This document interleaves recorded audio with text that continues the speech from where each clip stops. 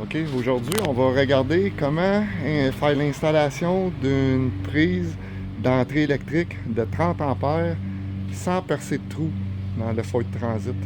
Je sais pas si vous êtes comme moi, mais moi j'ai horreur de percer des trous. À la longue ça peut rouiller et puis j'aime pas ça. En dessous du camion, ici, une plug en plastique que je vais enlever. Et puis à partir de là, ça communique directement avec l'un des piliers en arrière complètement. Et puis on peut passer le câble à partir de là, puis s'en aller directement à l'inverter. Moi j'ai un inverter charger, fait que je vais vous montrer ça. Ici c'est les deux pièces. Ben, il y aura les câbles électriques et tout ça. Mais c'est un module ici en plastique fait avec une imprimante 3D que moi j'ai commandé sur faroutRide.com, un des sites préférés des gens qui font les conversions. Et puis ça va venir brancher directement en dessous du camion. Et puis ce module-là, vous pouvez le retrouver, le fichier numérique sur eBay pour environ 18$.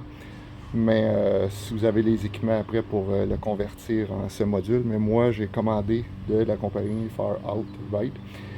Ça m'a coûté le module 75$ plus taxes, livré en dedans d'une semaine. Et puis j'ai commandé par un fournisseur, mais moi c'était Amazon, mais une des bonnes prises sur le marché d'entrée, un Marinco 30 ampères qui va aller directement sur le module d'imprimante 3D en plastique.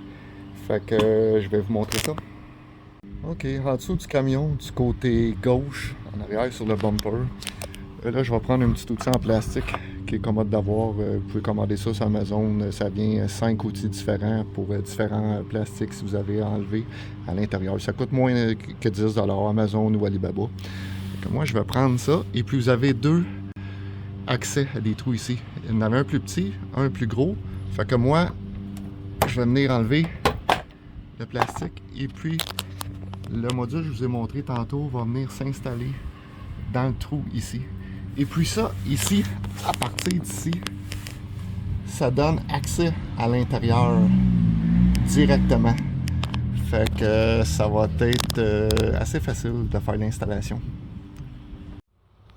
Regardez, à partir d'en dessous, où est-ce que le trou, en regardant vers l'extérieur, ok, vous allez voir, j'ai passé le fil par en dedans qui dépasse ici, là, le fil rouge.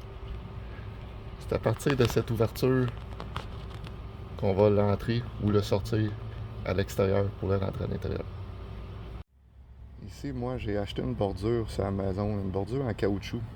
J'aime ça mettre ça sur tout le tour du trou où ce que le fil passe avec le câble. Fait que c'est une bordure de même, on découpe ça et puis on met ça tout le tour du trou. Je vais vous montrer ce que ça donne à l'intérieur. Vous allez pouvoir le voir. Vous voyez, là, sur le côté du trou, une petite bordure qui protège le câble. Là, je vais venir mettre le socle en plastique que la prise a déjà été montée dessus. J'ai fait attention pour laisser une loupe en bas au cas si jamais il y aurait de l'eau qui rentrerait, mais elle s'écoulerait vers le bas. Et puis en dessous, il y a un trou pour l'écoulement si jamais il y aurait des problèmes. Là, ici, j'ai snappé le module 3D en plastique dans l'ouverture préfaite. Et puis ça tient solide. Et puis on peut ouvrir la trappe, avoir accès, la refermer à clip pour pas qu'il y ait l'eau. C'est scellé. À partir de l'intérieur, j'ai eu accès sur le côté ici à mon fil que je vais venir brancher à mon inverter charger.